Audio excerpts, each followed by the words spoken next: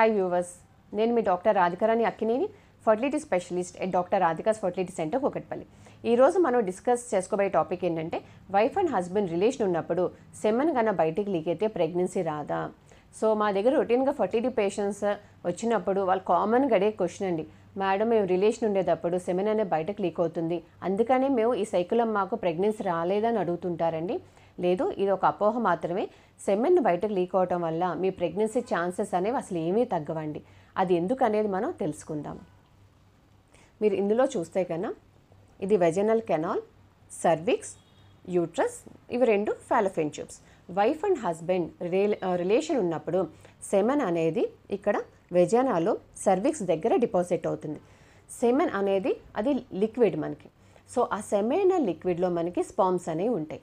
అలాగే ఆ స్పర్మ్స్కి న్యూట్రిషన్ కావాలి కాబట్టి మనకి స్పర్మ్స్తో పాటు ఏంటంటే విటమిన్ B12 కానీ, విటమిన్ C కానీ, అలాగే కొన్ని రకాల అమైనో యాసిడ్స్ కానీ, ప్రోటీన్, అలాగే ఐరన్ కంటెంట్, ఫోలేట్, దీంతోపాటు కొంచెం ఫ్యాట్ సెల్స్, ఇవన్నీ కూడా ఏంటంటే ఆ సెమినల్ ఫ్లూయిడ్లో ఉంటాయి. అవి స్పర్మ్కి ఏంటంటే న్యూట్రిషన్ ఇస్తాయి. అప్పుడే స్పర్మ్కి ఏంటంటే మూమెంట్ అనేది వస్తుంది అనమాట. సో రిలేషన్ ఉన్నప్పుడు ఏమవుతుంది, సెమినల్ లిక్విడ్ అనేది ఇక్కడ డిపాజిట్ అవుతుంది.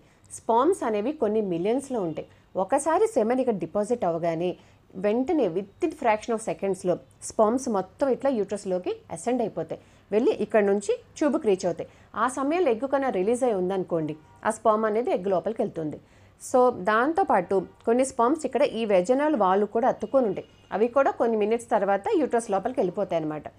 సో స్పర్మ్స్ అలా పైకి వెళ్ళిపోయినాక రిమైనింగ్ ఉన్న లిక్విడ్ ఉంటుంది కదండి, అది మనకి వెజానా నుంచి ఇట్లా బయటికి లీక్ అవుతుందన్నమాట.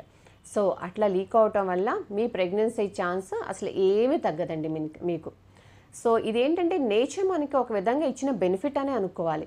మనం చెప్పాను కదా, సెమెనల్ ఫ్లూయిడ్లో స్పర్మ్స్తో పాటు వేరే న్యూట్రియంట్స్ కూడా ఉంటాయి. దానితో పాటు ఎప్పుడైనా హస్బెండ్కి ఏమైనా ఇన్ఫెక్షన్స్ వచ్చినప్పుడు ఏంటంటే ఒకసారి ఆ సెమెన్లో ఏంటంటే వాళ్ళకి ఇన్ఫెక్షన్ సెల్స్, పల్సర్స్ కూడా ఉండొచ్చు.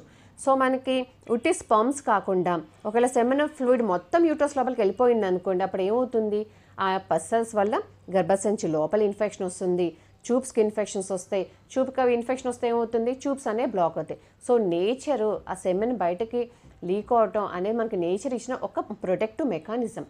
దీంతో పాటు ఏంటంటే కొంతమందికి సెమెన్ కూడా ఎలర్జీ ఉంటుంది. సో ఆ సెమెన్ మొత్తం యూట్రస్లోకి వెళ్ళింది అనుకోండి, వాళ్ళకి ఒకసారి ఎలర్జీ రియాక్షన్స్ వచ్చే వాళ్ళు కూడా ఉంటారన్నమాట. సో మనకి సెమెన్లో ఓన్లీ స్పర్మ్స్ మాత్రమే మనకి గర్భసంచి లోపలికి వెళ్ళాలి, సెమెన్ మొత్తం మనకి వెళ్ళకూడదు. అలాగే చాలామంది పేషెంట్స్ మా దగ్గరకు వచ్చినప్పుడు ఏంటంటే, మేడం మేము రిలేషన్ ఉండేటప్పుడు కింద పిల్లో పెట్టుకోమంటారా, లేకపోతే రిలేషన్ అయినాక సైడ్కి తిరిగి పడుకోమంటారా, అప్పుడు సెమెన్ మొత్తం బయటకు లీక్ అవుతుంది కదా, లేకపోతే లెగ్స్ కొంచెం రేస్ చేసి ఉంచుకోవాలని అడుగుతారు. సో అట్లాంటి పొజిషన్స్ కూడా ఎటువంటి అవసరం లేదండి మీకు. అలాగే రిలేషన్ అయినాక మీరు వాష్రూమ్కి యూరిన్ పాస్ చేయొచ్చు, అలాగే మీరు వెంటనే వెళ్ళి వాటర్తో కూడా క్లీన్ చేసుకోవచ్చు. దానివల్ల స్పర్మ్స్ యూట్రస్ లోపలికి వెళ్ళకుండా ఉంటాయి అనే అపోహని మీరు మర్చిపోవాలి.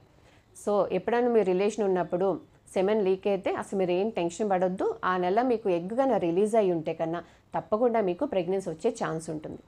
సో ఈ టాపిక్ మీద ఇంకా మీకు ఏమైనా డౌట్స్ ఉన్నాయంటే మీరు వచ్చి మమ్మల్ని కలిసి మీ సందేహాలను మీరు క్లియర్ చేసుకోవచ్చు. Thank you.